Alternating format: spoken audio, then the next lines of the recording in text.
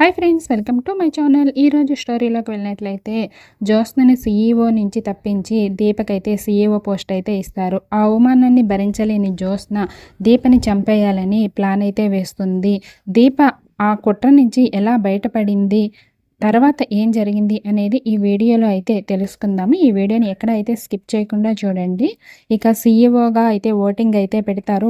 Voting పెట్టిన తర్వాత 3 ఓట్లు జోస్నకు వచ్చిన తర్వాత ఇంకేంటి 3 ఓట్లు జోస్నకు వచ్చినాయి కదా, సీఈఓ పోస్ట్ జోస్నకి ఇచ్చేయండి అని చెప్పేసి పారు అంటుంది.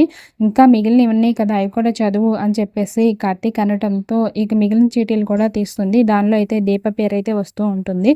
ఏంటి చదువు చెప్పు అనగానే దీప అని స్లోగా చెప్తూ ఉంటుంది జోస్న. ఎక్కువ ఓట్లు, మెజారిటీ ఓట్లు అయితే దీపకైతే వస్తాయి. దీపక్ వచ్చిన తర్వాత అందరూ అయితే సీఈఓగా దీపని ఎంపిక చేస్తారు. అప్పుడు జోస్న అయితే నేనైతే దీనికి ఒప్పుకోను అని అంటుంది. ఇప్పుడు నువ్వేగా చెప్పావు ఓటింగ్లో ఎవరికి ఎక్కువ ఓట్లు వస్తే వాళ్ళే సీఈఓ అని, మళ్ళీ ఇప్పుడు ఒప్పుకోనంటే ఎలా చెప్తుంది అని దశరథ్ అయితే అనటంతో జోస్న అయితే ఏం మాట్లాడకుండా అయితే ఉండిపోతుంది. ఇదంతా నీ ప్లానే బావా, నాకు అర్థమవుతుంది. దీపని సీఈఓగా చేస్తావా, నన్ను ఇంత అవమానిస్తావా, నేను దీని అంతటికీ కారణమైన ఈ దీపని బతకనిస్తాను అనుకుంటున్నావా? అసలు ఈ దీప నా జీవితంలోకి రాకబట్టే కదా నువ్వు నాకు దూరం అయిపోయావు. అదే కాకుండా ఇప్పుడు సీఈఓ పోస్టు నుంచి కూడా నన్ను తప్పిస్తున్నారా? నేనైతే దీనికి పగ తీర్చుకోకుండా ఉండను. ఖచ్చితంగా దీపని ఈ భూమి మీద లేకుండానే చేస్తాను అని మనసులో జోస్న అయితే అనుకుంటూ ఉంటుంది. కానీ దీపకైతే ఈ సీఈఓ పోస్ట్ తీసుకోవడం ఇష్టం లేకపోయినా వాళ్ళ నాన్న మాత్రం నువ్వే సీఈఓగా ఉండాలి అని చెప్పేసి అనటంతో దీప అయితే మళ్ళీ ఏం మాట్లాడకుండా అలాగే ఉండిపోతుంది. ఇక దశరథ కూడా జోస్న సీఈఓగా ఉండటం వల్ల ఈ కంపెనీకి నష్టం వస్తుందేమో కాబట్టి దీపని సీఈఓగా చేద్దాం అనే నిర్ణయం కూడా దశరథ అయితే తీసుకుంటాడు. దశరథ కూడా దీపకే సపోర్ట్ చేస్తాడు. నువ్వే ఈ కంపెనీ బాధ్యతలు తీసుకుని ఈ కంపెనీని నిలబెట్టాలి, లాభాల్లో వచ్చే విధంగా, అందరికీ మంచి పేరు వచ్చే విధంగా చేయాలి అని చెప్పేసి దశరథ్ అయితే అంటాడు. ఇక అందరూ అయితే దీపకి క్లాప్స్ కొట్టి సీట్లో అయితే కూర్చోపెడతారు. జోస్న, పారు మాత్రం పగతో రగిలిపోతూ ఉంటారు. ఇక అందరూ దీపకి కంగ్రాచులేషన్స్ చెప్పేసిన తర్వాత అందరూ అయితే వెళ్ళిపోతారు. ఆ తర్వాత జోస్న అయితే వాళ్ళ నాన్నతో అయితే మాట్లాడుతుంది. నాన్న, నీ కన్న కూతురికి నువ్వు ఇంత ద్రోహం చేస్తావా? ఇందరి ముందు నన్ను అవమానిస్తావా? నన్ను సీఈఓ పోస్ట్గా ఎంపిక చేస్తే తాతయ్య అది కాదని చెప్పి నువ్వు ఆ పని మనిషి దీపం తీసుకొచ్చి సీఈఓ పోస్టులో పెడతావా? అసలు నన్ను ఎందుకు ఇంతలా అవమానిస్తున్నావు? ఎందుకు ఇలా చేసావు? ఈ విషయం మమ్మీకి తెలిస్తే ఏం జరుగుతుందో తెలుసా అని చెప్పేసి జోస్న అయితే వాళ్ళ నాన్నతో అంటుంది. నేను ఇలా చేయడానికి ఒక కారణం ఉంది జోస్న, నువ్వు ఎందుకు ఆవేశపడుతున్నావు అని చెప్పేసి దశరథ్ అయితే అంటాడు. ఏం కారణం డాడీ అది? నన్ను సీఈఓగా తీసేసి ఆ పని మనిషిని సీఈఓగా పెట్టే అంత కారణం ఏముంది చెప్పండి అని చెప్పేసి జోస్న అయితే దశరథ్తో అంటుంది. అది ఎలా చేయాలి, ఏం చేయాలి అని నాకు తెలుసు కదా. ఇలా దీపని ఎందుకు సీఈఓగా పెట్టాను అనేది నాకు తెలుసు. అదే ఏం చెప్పారు డాడీ మీరు తాతయ్యకి? తాతయ్య నన్ను సీఈఓగా ఒప్పుకున్న తర్వాత మీరు తాతయ్యని తీసుకువెళ్ళి తన్ని ఒప్పించారు. అంటే దీపని సీఈఓగా చేయడానికి తాతయ్యకి ఏం చెప్పారో నాకు తెలియాలి. ఇప్పుడు చెప్పండి అని చెప్పి అనటంతో నేను ఏం చేసినా నీ మంచి కోసమే చేస్తాను, అందుకే ఇలా చేశాను అని అంటే, అసలు ఏం చెప్పారు అంటే ఇలా చెప్తారేంటి, నాకు అసలు ఏం జరిగిందో తెలియాలి అని చెప్పేసి జోస్న అయితే అంటుంది. అయితే చెప్తాను నేను. ఇప్పుడు దీప సీఈఓగా ఎందుకు చేశానో నీకు తెలియట్లేదా? దీప చాలా తెలివైనది, చాలా మంచిది. ఏం చేయాలి, ఎలా చేయాలి అని తనకి తెలుసు. నిన్ను ఒకసారి సీఈఓగా చేశాము, దానికి నువ్వు ఏం చేశావో నీకు గుర్తులేదా? నువ్వు మర్చిపోయావా? సీఈఓ పోస్టు అంటే కేవలం నీ ఒక్కదాని బాధ్యత మాత్రమే కాదు, నీకు అసలు మాట మీద నిలకడ ఉండదు. నువ్వు ఏం చేస్తున్నావో ఏమీ నీకు అర్థం కాదు. అదే కాకుండా ఎదుటి వాళ్ళు చెప్పింది అస్సలు నువ్వు వినవు. ఒకసారి నీకు సీఈఓ పోస్ట్ ఇస్తే ఈ కంపెనీ ఎంత అన్యాయం అయింది, ఎలా జరిగింది, పోలీస్ స్టేషన్ వరకు వెళ్ళి నలుగురిలో నవ్వుల పాలు కూడా అయ్యింది. ఇప్పుడు మళ్ళీ నీకు అదే బాధ్యతలు ఇచ్చి ఈ సంస్థని, దీన్ని నమ్ముకున్న వాళ్ళని అన్యాయం కానివ్వను. అందుకే నేను సీఈఓ పోస్ట్ దీపకైతే ఇచ్చాను. దీనికి ఇంకో కారణం కూడా ఉంది, చెప్తాను విను అని చెప్పేసి దశరథ అయితే అంటాడు. ఏంటది అంటే, నీకు 1 రోజుల్లో పెళ్లి చేయాలి అనుకుంటున్నాము. నీకు పెళ్లి బాధ్యతలు, దాని గురించి ఆలోచించు. ఇప్పుడు సీఈఓ పోస్టు ఈ బాధ్యతలు కూడా నీకెందుకమ్మా? నువ్వు పెళ్లి చేసుకుని సంతోషంగా ఉంటే నాకు అదే చాలు. అది కూడా ఈ సీఈఓ పోస్ట్ టెంపరరీని కదా! నువ్వే కదా అన్నావు. నీకు నచ్చిన వాడిని సెలెక్ట్ చేసి సీఈఓగా చేస్తే అతన్ని పెళ్లి చేసుకుంటావు అని. తర్వాతైనా ఆ పోస్ట్ మీకే వస్తుంది కదా! ఇప్పుడు దాని గురించి ఎందుకు ఆలోచిస్తున్నావు అని చెప్పేసి దశరథ్ అనడంతో ఇక జ్యోత్స్న అయితే ఏం మాట్లాడలేకపోతుంది. ఎందుకంటే తను టెంపరరీగా సీఈఓగా ఉంటానని, తను సెలెక్ట్ చేసిన అతన్ని సీఈఓగా చేసి తను పెళ్లి చేసుకుంటాను అని తాతయ్యతో చెప్పింది కాబట్టి ఇప్పుడు తను ఏం మాట్లాడలేకుండా మీరు అంతా కలిసి నాకు అన్యాయం చేశారు. నేను సీఈఓగా ఉండి అసలు పెళ్ళే చేసుకోకుండా బావని ఎలాగైనా పెళ్లి చేసుకుందామని నేను అనుకుంటే మీరు నన్ను సీఈఓగానే చేయకుండా సీఈఓని సెలెక్ట్ చేసి నాకిచ్చి పెళ్లి చేద్దామని అనుకుంటున్నారా? అసలు దీనికి కారణమైన దాన్ని ఏం చేస్తానో చూడండి అని చెప్పేసి జ్యోత్స్న అయితే మనసులో అనుకుంటూ ఉంటుంది. ఇక కార్తీక్, దీప అయితే అటు వెళుతూ ఉంటే వాళ్ళిద్దరిని చూసి మాట్లాడుతుంది జ్యోత్స్న. బావా, నువ్వు ఇంత ప్లాన్ చేస్తావని నేను అస్సలు అనుకోలేదు. అయినా దీపని తీసుకొచ్చి సీఈఓగా చేస్తావా అని చెప్పేసి జ్యోత్స్న అయితే అంటుంది. నేను చేసిందేముంది తాత, మామయ్య తీసుకున్న నిర్ణయం ఇది. దాన్ని నేను ఆమోదించాను అని చెప్పేసి కార్తీక్ అనటంతో వాళ్ళ నిర్ణయం తీసుకోవడానికి అసలు కారణం నువ్వేనని నాకు తెలుసు బావా. నన్ను సీఈఓగా చేయకుండా ఉండడం కోసమే నువ్వు ఇదంతా చేసావని కూడా నాకు తెలుసు అని చెప్పేసి జ్యోత్స్న అయితే అంటుంది. బావ చేసింది ఏమీ లేదు ఇందులో. ఇదంతా తాతయ్య సార్ తీసుకున్న నిర్ణయమే అని చెప్పా. అసలు నీకు సీఈఓ అర్హత ఏముందని నిన్ను సీఈఓగా చేశారు? అసలు నిన్ను ఈ కంపెనీకి సీఈఓగా చేస్తే అసలు నువ్వు ఏం చేస్తావు? నీకు ఏమైనా ఒక ఇంగ్లీష్ ముక్కు వచ్చా? అసలు ఏం మాట్లాడాలో తెలుసా? అసలు వ్యాపారాన్ని ఎలా ముందుకు తీసుకువెళ్ళాలో తెలుసా? నిన్ను సీఈఓగా చేశారు, నేను అర్హురాలని కాదన్నారా? నువ్వు ఈ సీఈఓ పదవిలో ఎలా ఉంటావో, దీన్ని ఎలా అభివృద్ధి చేస్తావో నేను చూస్తాను అని చెప్పేసి జ్యోత్స్న అయితే దీపతో సవాల్ చేస్తుంది. నువ్వు చూస్తాం వరకే, అంతకుమించి నువ్వు ఇంకేమీ చేయలేవు. దీపకి అన్నీ తెలుసు. దీప వెనకాల నేను ఉంటాను కదా!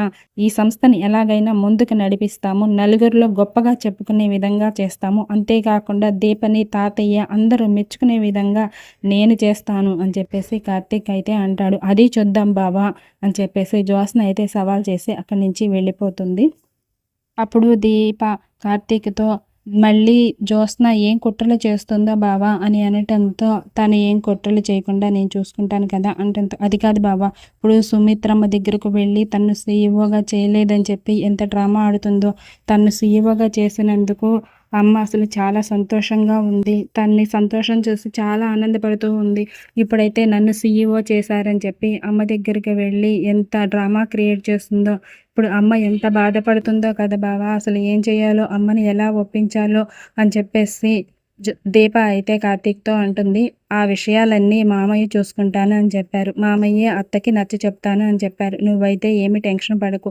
అత్త అయితే అర్థం చేసుకుంటుంది అని చెప్పేసి కార్తీక్ అయితే అంటాడు.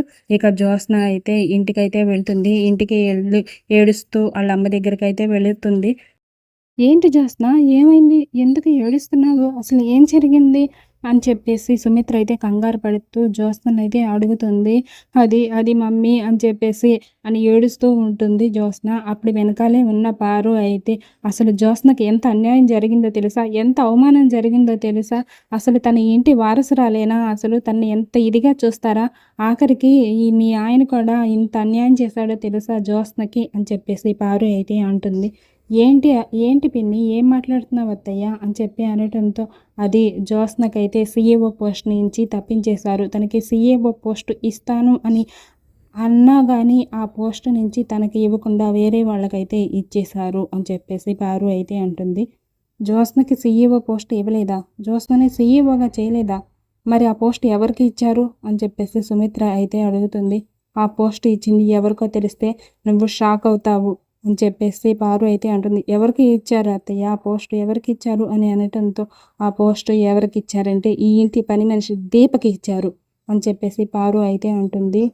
దీపకి సీఈఓ పోస్ట్ ఇవ్వటం ఏంటి? అసలు ఏం మాట్లాడుతున్నారు మీరు అని చెప్పి అనడంతో, అవును మమ్మీ, నన్ను సీఈఓగా చేస్తాను అని చెప్పి తాతయ్య పేరు అనౌన్స్ చేసేలోపే డాడీ అయితే తాతయ్యతో మాట్లాడాలని తీసుకువెళ్ళి మాట్లాడి ఆఖరికి దీపను అక్కడికి పిలిపించి తన్ను సీఈఓగా చేసి నన్ను అవమానించారు. నాకు ఎంత అవమానం మమ్మీ. కన్న కూతుర్ని నన్ను సీఈఓగా చేయకుండా ఈ ఇంటి పని మనిషిని సీఈఓగా చేస్తారా? నేను ఎంత బాధపడుతున్నానో, అసలు నన్ను సీఈఓగా చేస్తాను అని అనకుండా ఉంటే ఇంకా అంత ఇదిగా బాధపడేదాన్ని కాదు. సీఈఓగా చేస్తాను అని పేరు అనౌన్స్ చేసే ముందు నన్ను కాదని ఈ ఇంటి పని మనిషిని సీఈఓగా చేస్తే నాకు ఎంత అవమానం మమ్మీ. అసలు నేను ఈ బాధను భరించలేకపోతున్నాను అని చెప్పేసి జ్యోత్స్న అయితే ఏడుస్తూ నాటకం అయితే ఆడుతూ ఉంటుంది. నువ్వు బాధపడకు జ్యోత్స్న, నువ్వు ఇలా ఏడుస్తూ ఉంటే నేను చూడలేను. నువ్వు సంతోషంగా ఉండటం కోసమే కదా సీఈఓగా చేయాలని చెప్పి మామయ్య గారికి చెప్పాను. మామయ్య కూడా సీఈఓగా చేస్తాను అని ఒప్పుకున్నారు కదా. మళ్ళీ మీ నాన్న ఎందుకు ఇలా చేశారు? అసలు వచ్చిన తర్వాత నేను అడుగుతాను కదా. నువ్వు బాధపడకు అని చెప్పేసి అంటుంది. ఇంకా ఏం అడుగుతావు మమ్మీ? ఇప్పుడు సీఈఓ పోస్టు దీపకైతే వెళ్ళిపోయింది. ఇక నాకు ఈ ఇంట్లో ఇంత అవమానం జరిగిన తర్వాత ఈ ఇంట్లో అసలే ఉండాలని కూడా అనిపించటం లేదు అని చెప్పేసి అంటుంది. నువ్వు బాధపడకు, నేను ఖచ్చితంగా అడుగుతాను అని చెప్పేసి అంటుంది. ఇక వాళ్ళ నాన్న అయితే రాగానే ఇక అడుగుతుంది సుమిత్ర, ఏంటండి అసలు ఏం జరిగింది? దీప సీఈఓ ఏంటి? దాన్ని మీరు ఆమోదించడం ఏంటి? అసలు మన జ్యోత్స్నని సీఈఓగా చేస్తానని మామయ్య అన్నారు కదా. మీరెందుకు దాన్ని కాదని అది దీపని సీఈఓగా చేయడం ఏంటి అని చెప్పేసి సుమిత్ర అయితే అడుగుతుంది. ఆ విషయం గురించి నేనే నీతో మాట్లాడాలి అనుకుంటున్నాను. నువ్వు ముందు కంగారు పడకు, టెన్షన్ పడకు. నేను చెప్పేది ప్రశాంతంగా విను అని చెప్పేసి తననైతే పక్కకు తీసుకువెళ్ళి మాట్లాడతాడు దశరథ. ఏంటి చెప్పండి, నేను కంగారు పట్టలేదు కానీ జ్యోత్స్న ఏడుస్తుంటే చూస్తుంటే నాకు చాలా బాధ అనిపిస్తుంది అని చెప్పేసి సుమిత్ర అయితే అంటుంది. నువ్వు బాధపడకు, ముందు నేను చెప్పేది ప్రశాంతంగా విను. ఇప్పుడు 2 రోజులు జ్యోత్స్న బాధపడుతుందేమో కానీ మనం చేసిన పనికి తర్వాత చాలా సంతోషిస్తుంది అని చెప్పేసి దశరథ అయితే అంటాడు. ఏంటి, ఎందుకు ఇలా చేశారు? దీపను సీఈఓగా చేస్తే జ్యోత్స్న ఎందుకు సంతోషిస్తుంది అని చెప్పేసి సుమిత్ర అయితే అడుగుతుంది. జ్యోత్స్నని సీఈఓగా చేయడానికి ఒక కారణం ఉంది అని చెప్పేసి అంటాడు.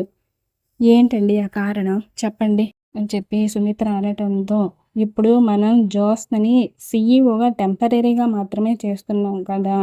తర్వాత తనకు పెళ్లి చేసి తన్ని సీఈఓ అనే అతన్ని ఇచ్చి పెళ్లి చేద్దామని అనుకున్నాం కదా.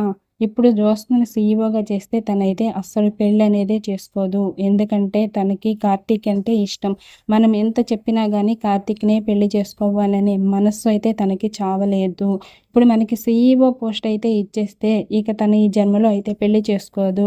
అందుకనే తన్ని సీఈఓ పోస్ట్ అయితే తనకి ఇవ్వలేదు. అయితే సీఈఓ పోస్ట్ ఇవ్వడానికి కూడా ఒక కారణం ఉంది. తను సముద్రాలు, తెలివైనది, ఎలా చెయ్యాలి అనేది తనకి తెలుసు. అందుకే తనైతే సీఈఓ పోస్ట్గా ఎంపిక చేశాను. అది కూడా టెంపరీని కదా. జ్యోత్స్న కాబోయే భర్త వచ్చేంత వరకు దీపే సీఈఓగా ఉంటుంది. అది జ్యోత్స్నకి మనం ఈ నెల రోజుల్లో పెళ్లి చేసేసేయాలి. ఖచ్చితంగా పెళ్లి చేసి తీరతాను అని చెప్పేసి దశరథ్ అయితే అంటాడు. ఏమోనండి, నాకైతే ఏం అర్థం కావట్లేదు. ఈ సీఈఓ పోస్ట్ ఇవ్వలేదని జ్యోత్స్న చాలా బాధపడుతూ ఉంది. నేను చెప్తున్నాను కదా, తనకి ఇంతకన్నా మంచిగా ఆనందంగా ఉండే జీవితం అయితే ఉంటుంది అని చెప్పేసి దశరథ్ అయితే అంటాడు. సరే, తను పెళ్లి చేసుకుని సంతోషంగా ఉంటే అంతకన్నా నాకు మాత్రం ఆనందం ఏముంది అని చెప్పేసి సుమిత్ర అయితే అంటుంది. ఇక జ్యోత్స్న అయితే మళ్ళీ మమ్మీని తీసుకువెళ్ళి డాడీ ఏదో మాటలు చెప్పేస్తున్నాడు. ఇక మమ్మీ కూడా ఏం చేయలేదు. ఇక నేనైతే నా పగ తీర్చుకోవాల్సిందే. దీని అంతటికీ కారణమైన దీపనైతే ఈ భూమి మీద లేకుండా చేయాలి అని చెప్పేసి ప్లాన్ అయితే వేస్తుంది. తెల్లారిన తర్వాత వాళ్ళిద్దరూ అయితే ఇంటికైతే వస్తారు. ఏంటి, సీఈఓ పోస్ట్ ఇస్తే ఇక్కడికి వచ్చింది ఏంటి దీప అని చెప్పేసి జ్యోత్స్న అయితే అంటుంది. ఏమీ లేదు, మొదటి రోజు తను సీఈఓగా వెళ్తుంది కదా, వీళ్ళందరి ఆశీర్వాదం తీసుకుందామని ఇక్కడికి వచ్చింది అని చెప్పేసి కార్తీక్ అయితే అంటాడు. అప్పుడు సుమిత్ర అయితే చాలా కోపంగా చూస్తూనే ఉంటుంది దీపని. కానీ అమ్మ నన్ను ఆశీర్వదించండి అని చెప్పేసి వాళ్ళ అమ్మ నాన్న కాళ్ళ మీద అయితే పడుతుంది దీప. నువ్వు ఈ సంస్థని, ఈ కంపెనీని నలుగురిలో మంచిగా పేరు వచ్చే విధంగా చేయాలి అని చెప్పేసి దశరథ్ అయితే అంటాడు. వాళ్ళ అమ్మ మాత్రం ఏం ఆశీర్వదించకుండా మాట్లాడకుండా ఉంటుంది. వాళ్ళ తాత దగ్గర కూడా ఆశీర్వాదం తీసుకుంటుంది దీప. నువ్వు ఈ కంపెనీకి మంచి పేరు తీసుకురావాలి, నలుగురిలో గొప్పగా చెప్పుకునే విధంగా ఉండాలి, నెంబర్ 1 స్థానం వచ్చే విధంగా ఉండాలి, అలా నువ్వు ప్రవర్తించు అని చెప్పేసి వాళ్ళ తాతయ్య అయితే అంటాడు. ఇక పారు అయితే ఏం మాట్లాడకుండా అలా నుంచొని చూస్తూ ఉంటుంది. ఇక జ్యోత్స్న అయితే, నువ్వు సీఈఓ సీట్లో కూర్చుంటేనే కదా ఇవన్నీ చేయడానికి, నేను ఉండగా నిన్ను సీఈఓ సీట్లో అస్సలు కూర్చొనివ్వను, ఇదే నీకు ఆఖరి రోజు అని చెప్పేసి మనసులో అయితే అనుకుంటూ ఉంటుంది జ్యోత్స్న. ఇక జ్యోత్స్న దీపనైతే కార్తీక్ తీసుకువెళ్ళటానికి రెడీ అవుతూ ఉంటే బావా నేను బయటికి వెళ్ళాలి, నువ్వు నన్ను తీసుకువెళ్ళు అని చెప్పేసి అంటాడు. దీపని నేను ఆఫీస్ దగ్గర డ్రాప్ చేసి వస్తానంటే అలా ఏం కుదరదు, నేను అర్జెంటుగా బయటికి వెళ్ళాలి, అయినా సీఈఓ కదా తనకు వేరే డ్రైవర్ ఉంటారు, నువ్వు ఈ ఇంటికి డ్రైవర్వి అని చెప్పేసి జ్యోత్స్న అయితే అంటుంది. సరే తీసుకువెళ్తాను అని చెప్పేసి కార్తీక్ అయితే అంటాడు. ఇక దీపనైతే ఆఫీస్ డ్రైవర్ అయితే వచ్చి తీసుకువెళ్తాడు. ఇక జ్యోత్స్న అయితే కార్తీక్ని తీసుకుని ఇంకో చాటకైతే వెళ్తుంది. ఇక దీప అయితే వెళుతున్నప్పుడు అక్కడ అయితే రౌడీలు అయితే ఆపుతారు. అప్పుడు కారులో ఉన్న జ్యోత్స్న అయితే నువ్వు సీఈఓగా అయితే ఈ సీట్లో కూర్చోలేవు, ఈ రోజే నీకు ఆఖరి రోజు అని చెప్పేసి మనసులో అనుకుంటూ ఉంటుంది. రౌడీలు అయితే దీపనైతే అటాక్ చేయడానికి తనని కత్తితో పొడవటానికి అయితే ట్రై చేస్తారు. అంతలోకి అక్కడికి సూరజ్ వచ్చి దీపనైతే కాపాడతాడు. కానీ సూరజ్కి అయితే గాయాలు తగులుతాయి, తనకి కత్తిపోటు చేతికైతే తగులుతుంది. తనైతే హాస్పిటల్లో అయితే జాయిన్ చేస్తారు. ఖచ్చితంగా ఇలాగే జరుగుతుందని నేను అనుకుంటున్నాను. మీరు కూడా ఇలాగే జరగాలి అనుకుంటే ఈ వీడియోని లైక్ చేయండి. ఇలాంటి వీడియోస్ కోసం మన ఛానల్ని సబ్స్క్రైబ్ చేసుకోండి. తర్వాత ఏం జరిగింది అనేది నెక్స్ట్ వీడియోలో తెలుసుకుందాము. Thanks for watching.